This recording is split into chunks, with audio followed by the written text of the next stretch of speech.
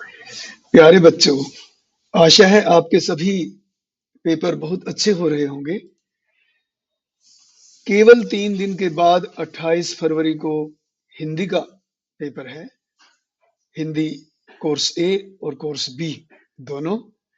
Hindi course ए जिसकी code संख्या है 002 और सैंपल पेपर सीबीएसई ने पहले से ही जारी कर रखा है 2024-25 के लिए।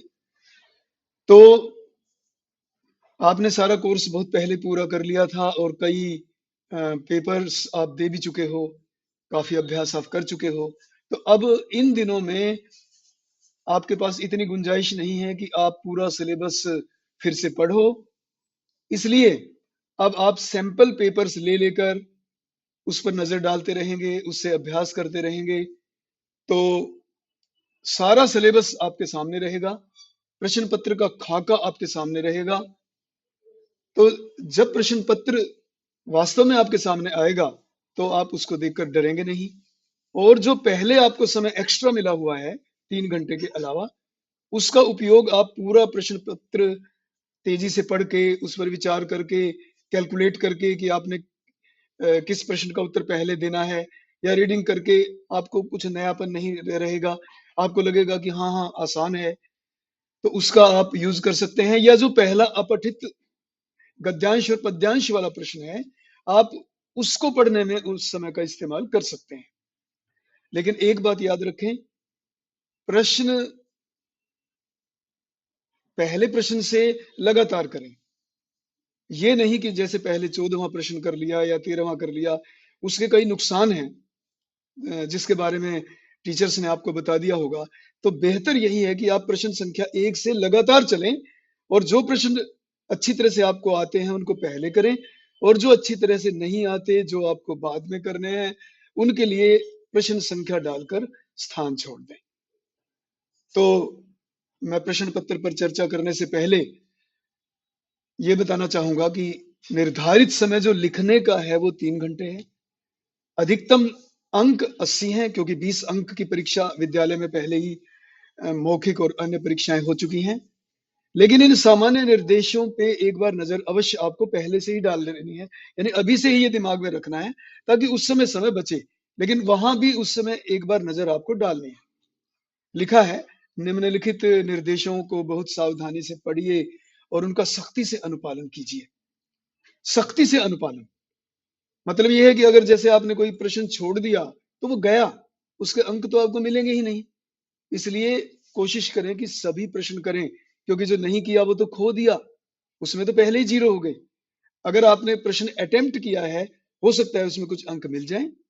इसलिए कोई प्रश्न ना छूटे, ना छोड़ना है, तो उसके लिए आप पहले प्रश्न से शुरू करें, अंक डालते रहें। परीक्षक को भी आसानी होती है, तो इस चीज का क्रेडिट आपको मिलता है। तो जहां तक हिंदी के प्रश्न पत्र का सवाल है, इसमें कुल 15 प्रश्न हैं। सभी प्रश्न अनिवार्य हैं।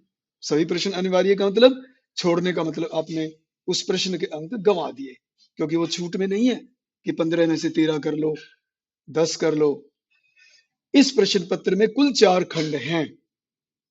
जैसे पहला खंड अपठित गद्यांश और पद्यांश का है।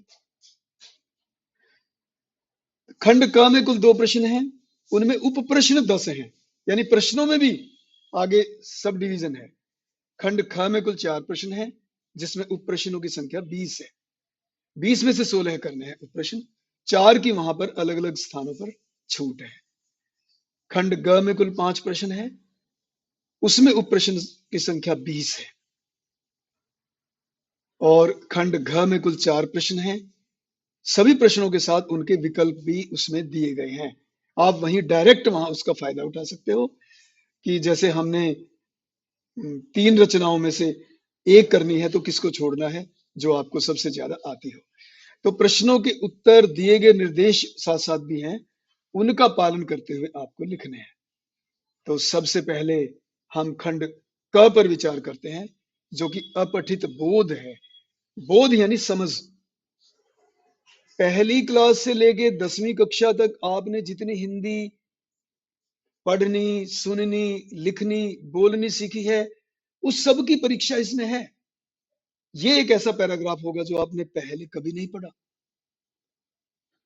ऐसा पैराग्राफ आपके सामने आया तो आप में जो टैलेंट है कि आपकी हिंदी कितनी अच्छी है, शब्द ज्ञान आपका कितना है, शब्द भंडार आपका कैसा कितना है, वाक्य रचना आपकी कैसी है, वाक्यों को आप समझ सकते हो, बात की गहराई को आप कितना समझ सकते हो, उस गहराई को समझकर अपने दिमाग का इस्तेमाल करते हुए आप दिए गए प्रश्न में से विकल्प का चयन कैसे कर सकते हो, इस सब की परीक्षा इस प्रश्न से होनी है। तो जैसे कि ये सैंपल पेपर जारी किया हुआ है सीबीएसई ने, तो ये नहीं है कि यही आ जाएगा, ये सिर्फ प्रैक्टिस के लिए है कि आप उन शुरू के दिए गए 15 मिनट में इसको पढ़ लें या अब पढ़ लें। एक बार पढ़ने से आपको कुछ अंडरस्टैंड होगा, दो बार पढ़ने से आपके दिमाग में इसकी काफी बात बैठेंगी, तो समय हो तो आप 3 बार भी पढ़ सकते हैं, फिर आप दिए गए प्रश्नों के उत्तर इसमें से छांट सकते हैं।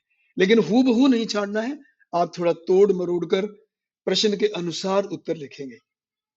देखिए क्या है पैराग्राफ, बहुत अच्छा पैराग्राफ है। कई कारण होते हैं ऐसे पैराग्राफ्स को लाने के, आपकी समझ बढ़ाने की इस बहाने से। आज विश्व के कई देशों में अदरक वाली भारतीय चाय का चस्का लोगों को ऐसा लग गया है कि वहां हर कोई भारतीय चाय का शौकीन हो गया है। इसके अलावा भारत में कुल्हड़ वाली चाय भी लोकप्रिय है।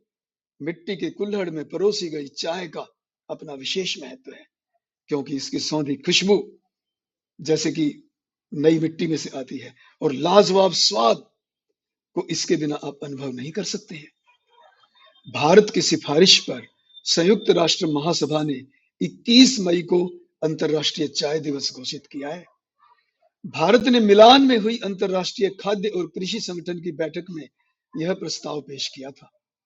संयुक्त राष्ट्र महासभा ने अपनी अधिसूचना में कहा कि हम विश्व की ग्रामीण अर्थव्यवस्था में चाय के योगदान को लेकर दुनिया को जागरूक करना चाहते हैं, ताकि वर्ष 2030 के सतत विकास से जुड़े लक्ष्यों को पूरा किया जा सके। ये जो कंटिन्यूअस डेवलपमेंट हो रही है, वो जो लक्ष्य हमारा उसको पूरा किया जा सके, क्योंकि अगर विश्व में चाय लोकप्रिय होगी तो भारत में चाय का काफी उत्पादन होता है, तो वे देश चाय को खरीदेंगे, इसके महत्व को जानेंगे तो इसलिए अंतरराष्ट्रीय संयुक्त राष्ट्र महासभा में भारत ने इसकी पैरवी की और अंतरराष्ट्रीय दिवस घोषित करवा दिया। संयुक्त राष्ट्र को विश्वास है कि 21 मई को अंतरराष्ट्रीय चाय दिवस घोषित करने से इसके उत्पादन और खपत बढ़ाने में मदद मिलेगी। अंतरराष्ट्रीय चाय दिवस का उद्देश्य दुनिया भर में चाय के लंबे इतिहास और गहरे सांस्कृतिक और आर्थिक महत्व के बारे में जागरूकता बढ़ाना है।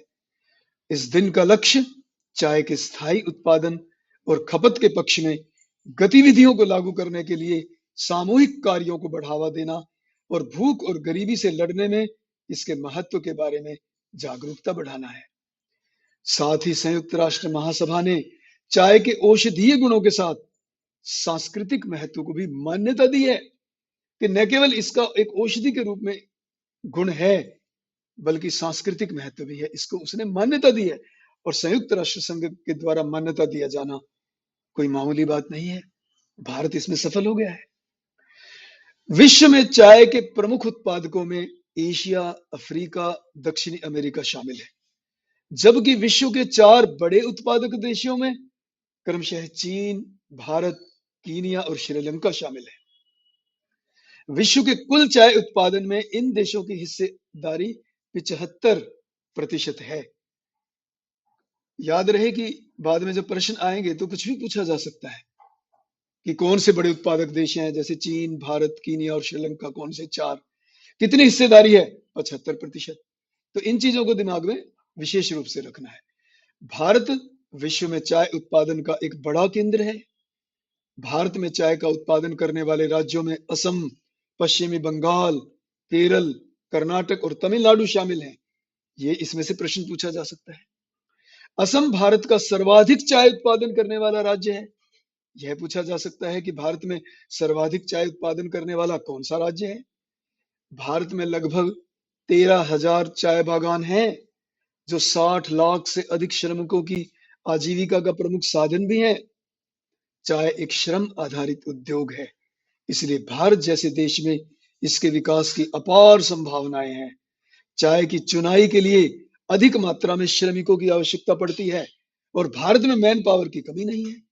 विदेशों में, बड़े-बड़े विकसित देशों में मैन पावर की बड़ी कीमत है, लेकिन यहाँ मैन पावर सस्ती मिल जाती है, तो इसका भी फायदा है। क्योंकि चाय की पत्तियां एक-एक कर तोड़ी जाती हैं, जिनसे कोमल पत्तियां नष्ट ना हो, यानी मैन पावर की जरूरत है। मशीनों से ये कार्य नहीं किया जा सकता, कोमल पत्तियां नष्ट हो जाएंगी। तो इसलिए मैन पावर का महत्व यहाँ पर है और उसका फायदा भारत को है, क्योंकि भारत की जनसंख्या लगभग 150 करोड़ है, तो इसलिए जनसंख्या की कमी नहीं है। तो जहां मैन पावर की आवश्यकता है, वहां भारत को फायदा है। अपनी कोमल अंगुलियों के कारण ही चाय के उद्यानों में स्त्री मजदूर द्वारा पत्तियां तोड़ी जाती हैं। चाय की पत्ती तोड़ने के काम के लिए श्रमिकों को पूरे दिन खड़े रहना पड़ता है, चाहे वह चिलचिलाती धूप में हो या बारिश में। वे आमतौर पर उस हिस्से तक पहुंचने के लिए 4 से 5 किलोमीटर पैदल चलते हैं, जहां वे चाय की पत्तियां चुनते हैं। कितनी मेहनत करनी पड़ती है। 5 किलोमीटर तक पहले पैदल जाएंगे, सारा दिन पत्तियां चुनेंगे, कोमल हाथों से कोमल पत्तियों को चुनकर इकट्ठा करेंगे, फिर 4 से 5 किलोमीटर पैदल आएंगे। तो इतनी मैन पावर, इतनी मेहनत से ये चाय तैयार की जाती है। तो आइए अब जो इसके नीचे कई प्रकार के अति लघु प्रश्न हैं, उन पर हम चर्चा करते हैं। पहला प्रश्न होता है, कथन ए और कारण आर को पढ़कर उपयुक्त विकल्प चुनिए। एक कथन, एक बात कही गई है और बाद में उसका कारण दिया गया है कि इस कथन को देने का कारण क्या है। तो आपको पहले तो ये देखना है कि वो कथन भी सत्य है या नहीं, और अगर वो सत्य है तो क्या उसके लिए जो कारण है वो सत्य है। तो कई विकल्प होते हैं, आपने इस पर विचार करके उन विकल्पों में से एक विकल्प को चुनना है। कथन क्या है? कथन ए, संयुक्त राष्ट्र महासभा ने 21 मई को अंतरराष्ट्रीय चाय दिवस घोषित किया है। ये बात आ चुकी है, सत्य है। कारण आर, आर यानी रीजन, कारण, विश्व की ग्रामीण अर्थव्यवस्था को मजबूत बनाने में चाय की अहमियत को समझाना इसका कारण है। हाँ, ये भी सत्य है, क्योंकि अंतरराष्ट्रीय चाय दिवस घोषित इसलिए किया है कि ग्रामीण अर्थव्यवस्था को मजबूत बनाने में चाय की अहमियत समझ में आए। जब अंतरराष्ट्रीय चाय दिवस घोषित किया जाएगा तो ये बात सामने आएगी। तो देखिए, पहला विकल्प है, कथन ए गलत है किंतु कारण आर सही है। कथन ए तो गलत है नहीं, तो ये छोड़ दीजिए। दूसरा, कथन ए और कारण आर दोनों ही गलत हैं। ये भी बात गलत है, क्योंकि दोनों तो सत्य थे। विकल्प 3, कथन ए सही है और कारण आर कथन ए की सही व्याख्या करता है।